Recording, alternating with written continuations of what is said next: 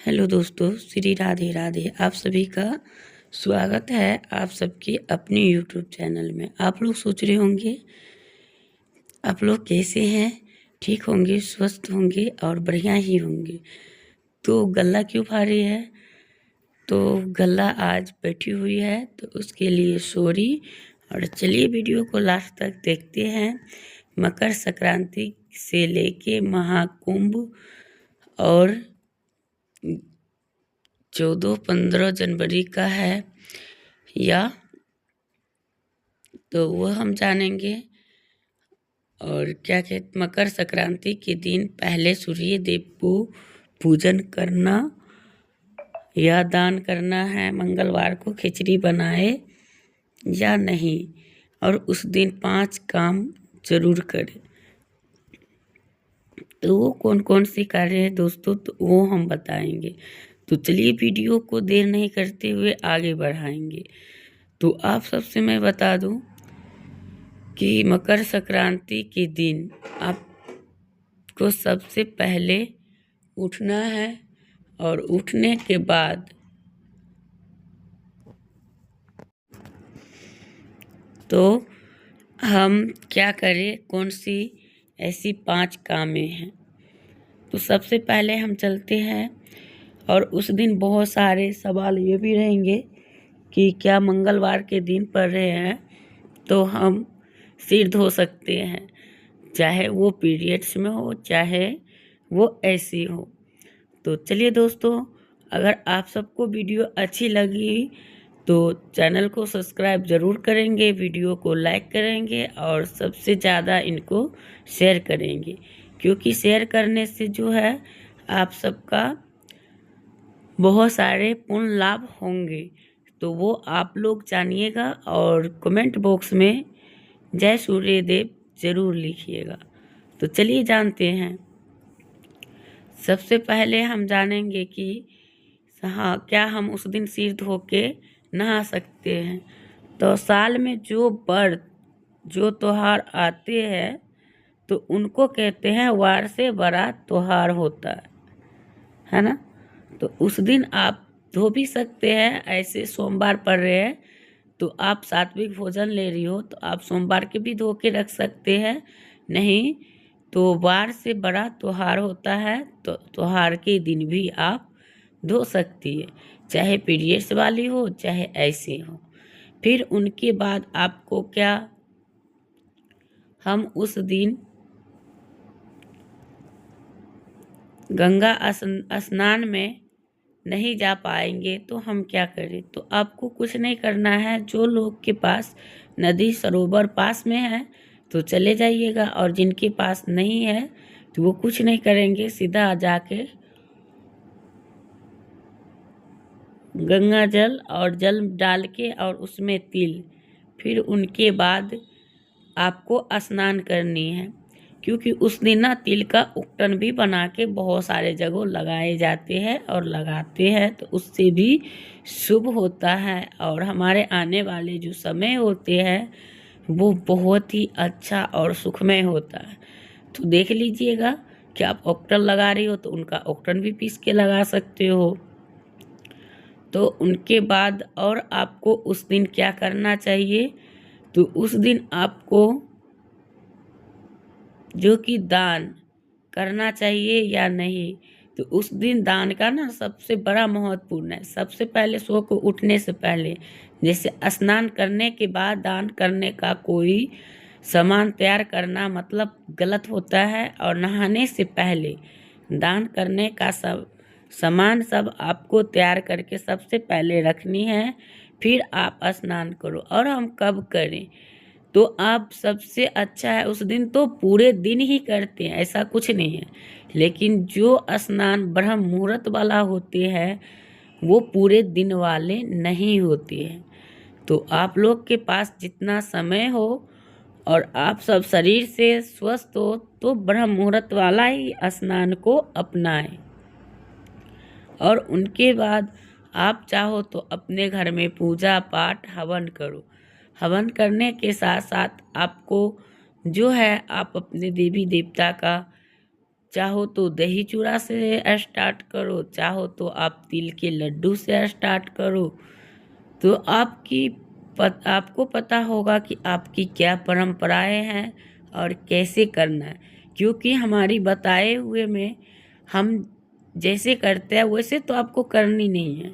करना तो है आपके अपने जो हमारे कुल का देवता है, जो उनको प्रिय होता है वही चीज़, और हमें अपना ही घर का परंपरा अपनाए। लेकिन हाँ दोस्तों, समय का ये चीज़ सब मानना ज़रूरी है, लेकिन परंपरा अपना ज़रूर निभाए। और दूसरी बात क्या है कि आपको जो कार्य आप लोग कर रहे हैं कि हाँ, बहुत सारे लोग ये करते हैं कि खिचड़ी हम कब बनाएं, या कभी भी बना के खा लेते हैं। और वो भी कैसे खिचड़ी, जैसे मसाले वाली, लहसुन प्याज वाली, यानी तानसिक। तो वो वाले अगर आप बना रही हैं तो आप इनसे सावधानी रहे तो अच्छा है, क्योंकि कोई बड़ त्योहार हो ना, तो अगर आपको इतना ही फेवरेट है लहसुन प्याज, जो आप इनके बिना कोई खिचड़ी कोई चीज़ नहीं खाना चाहते हैं, तो मेरी एक बात ज़रूर मानना कि अगर आप सात्विक में बिना लहसुन प्याज के सारे सब्जियां डालना, लेकिन देखिएगा खा के कि आपको कैसे और उनका स्वाद होता है। क्योंकि जो देवता को चढ़ जाता है उसमें कई गुना स्वाद बढ़ जाते हैं। खाने के बाद आपको पता ही नहीं चलेगा कि इसमें मसाला हमने इतने सारे चीज़ डाले हैं कि नहीं डाले हैं, कुछ भी पता नहीं चलता। नहीं, उससे भी लोग आदत से मजबूर होते हैं, तो वो कहते हैं नहीं हम तो यही बनाएंगे। तो सबसे पहले आप बिना लहसुन प्याज वाला बनाए, क्योंकि वो तो भोग भगवान को लगता है, उस दिन सभी के घर में लगते हैं। तो आपको पहले सात्विक वाला बना लीजिए, उनके बाद आप मसाला वाला बनाइए। और उसके अलावा तो इसका कोई ऑप्शन ही नहीं है जो आपको कोई चीज़ बताया जाए। ये हो गया। और आप सुबह में, जैसे कि बहुत सारे जगह सुबह में दही चूड़ा खाते हैं, शाम के टाइम खिचड़ी खाते हैं। बहुत जगह पहले खिचड़ी खाते हैं, अब दही चूड़ा कब खाते हैं ये नहीं मुझे पता, है ना। तो उन लोगों को ही पता होंगे जो अगर पहले खिचड़ी खाते हैं तो ऐसे ही है। लेकिन जो पहले दही चूड़ा खाना चाहिए, फिर उनके बाद खिचड़ी। और उसके बाद आपके दान पुण्य में जो है क्या दान करना चाहिए, तो आप जितने समर्थ है, अगर आपके पास ज़्यादा धन लाभ है तो आप बढ़िया से कंबल दान कर सकते हैं। आप तिल गुड़ भी बांट सकते हैं, तिल के लड्डू बना के बांट सकते हैं। और उस दिन यानी सात्विक खिचड़ी बना के अगर आप कम से कम 151 ऐसे करके इंसान को, ज़रूरतमंद को अगर ये खिचड़ी खिला देते हैं, बांट देते हैं, तो उससे बड़ा पुण्य कोई और चीज़ नहीं होता दोस्तों। जो हमें पैसा नहीं करता है वो हमारी अन्नदान करता है। क्यों? अन्नदान मतलब सबसे बड़ा दान है, और इनका दान का पुण्य सीधा भगवान के पास जाते हैं। और वही चीज़ हमारे लिए रहता है। जब हम लोग मृत्यु लोक के जाते हैं तो यही दान पुण्य जो किया हुआ होता है, यही हमारे मार्ग दिखाता है और सही मार्ग से हमें ले जाने के कष्ट करते हैं। तो इसलिए कहा जाता है समय को कभी नहीं सोचना चाहिए कि कब बलवान हो सकते हैं। क्यों? आज हम इतने बढ़िया हैं, कल को हम नहीं रह सकते। तो इसलिए तो उन चीज़ को ध्यान में रखना चाहिए। और जो लोग सोच रहे हैं कि नहीं वो तो कुछ होता नहीं और होगा नहीं, तो वो बिल्कुल गलत सोच रहे हैं। समय बदलने में कोई भी टाइम नहीं लगता, वक्त कब बदले किसी को नहीं पता। और वक्त पर भरोसा कभी ना करे तो बेहतर है। उनके साथ साथ अब हम चलेंगे कि मकर संक्रांति के दिन पहले सूर्य देव को जल दे कि दान दे। तो अब आप दान तो करोगे, जैसे कि आपके घर के पूरा परिवार यानी सारे चीज़ रखना है, और जितने सारे परिवार नहाएंगे सब उनको छूते जाएंगे। उनके बाद ही सूर्य देव को जल दीजिएगा। और जल में आपको उस दिन तिल, गुड़, लाल पुष्प और रोली हो तो रोली डाल के अगर उस दिन सूर्य देव को जल चढ़ाते हो तो सबसे श्रेष्ठ और महत्वपूर्ण होते हैं। और जल चढ़ाने के साथ साथ आपकी अगर हेल्दी है, आपकी शरीर बढ़िया हो आप, तो कम से कम 11 बार 21 बार परिक्रमा भी साथ के साथ जरूर लगा लीजिएगा, क्योंकि उस दिन से बड़ा कोई दिन नहीं होता जो हमारे सूर्य देव की परिक्रमा के लिए अच्छा ही होता है। तो आप लोग उस दिन करके ज़रूर देखिएगा। और दान में आप दान भी भर दिन करते रहो, कोई वो नहीं, लेकिन हाँ उस दिन ऐसे कोई चीज़ नहीं करे, जैसे कि कोई दारू ये सब पीते उते हैं, तो ये चीज़ नहीं पीना चाहिए, इन चीज़ से बचना चाहिए। और उस दिन जैसे अशुद्ध सब्जियां भी बहुत सारे आते हैं, तो उस दिन वो भी नहीं बना के खाना चाहिए, नहीं कोई भिक्षुक के भगाना चाहिए, नहीं कोई गौ माता को मारना चाहिए। अगर वो आपके द्वार पे आए हैं तो आप अच्छे से उनको जो चीज़ आप खिलाना चाहो खिला सकते हैं।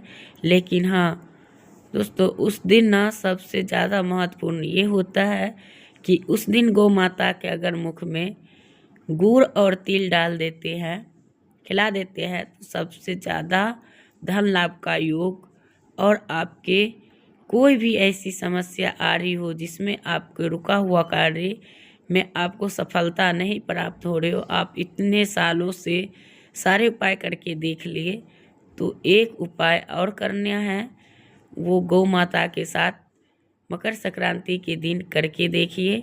और बहुत जल्द लाऊंगी इससे भी खास वीडियो जो कि आप लोग आगे देखेंगे। और हाँ, शाही स्नान कब करें और कैसे करें, तो मैंने इससे पीछे वाले वीडियो में जो है इसी चैनल पे है, उसमें डाल रखी हूँ। शाही स्नान 5 है, जैसे कि एक 14 जनवरी का है, और उनके बाद आपको एक 29 जनवरी का ऐसे ही कुछ है, फिर उनके बाद आपको 3 का है, फिर 12 का है फरवरी का, एक 3 फरवरी यानी बसंत पंचमी का है, एक 12 फरवरी का है, और एक लास्ट महाशिवरात्रि का है। तो ये 5 शाही स्नान है, आप लोग जब चाहो तब करो। लेकिन हाँ, अभी अगर जाते हो तो बहुत भीड़ भड़का होता है और आपको उसमें बहुत सारे चीज़ों के सामना करना पड़ सकते हैं। तो देख लीजिएगा, आप सबके ऊपर निर्भर करते हैं। अगर आप सब चाहते हैं तो जाइएगा, नहीं चाहते हैं तो आराम से रहिएगा। और 5 स्नान में कोई स्नान एक ज़रूर से कर लीजिएगा। ज़रूरी नहीं है कि हमें इसी में जाना है, 5 स्नान लगी हुई है तो आप लोग जान लीजिएगा। और एक तो मौनी अमावस्या का है जो 29 तारीख वाला है, तो आप लोग को जो अच्छा लगे वही कार्य करें, क्योंकि इसमें कोई जोर दबाव नहीं होता। लेकिन हाँ, कम से कम उसके बाद जब ये मकर संक्रांति ख़त्म होते हैं तो दिल यानी कि तिल भर दिन भी बढ़ती है, और उनके बाद थोड़ा ठंड भी कम होते हैं और धीरे धीरे करके ख़त्म होते हैं। तो इसलिए उनके बाद ही जाए तो आपके लिए बेहतर है। लेकिन नहीं, आप चाहते हैं हम अभी जाए तो आपकी इच्छा है, उसमें कोई मना नहीं कर सकते हैं, क्योंकि कोई किसी का पाप का भागीदारी नहीं बन सकता।